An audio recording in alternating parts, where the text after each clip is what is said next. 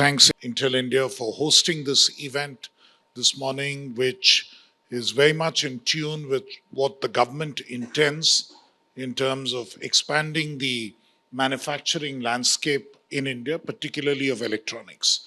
The government of India's PLI for IT hardware, which got launched in November, has raised a lot of expectations. There are a number of companies that got oversubscribed quite comfortably. Many of the companies have started work. Many of them would be partnering with Intel. Many of you are present here today.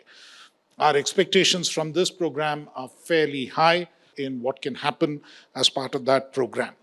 And equally, another thing where Intel is also contributing significantly is on design. Intel, thank you very much for this event. I think you're really showing the way forward for many of your peers in this segment by actually creating these collaborations, by creating an event of this nature, bringing in a range of manufacturers who can work with you, learn from you, and grow.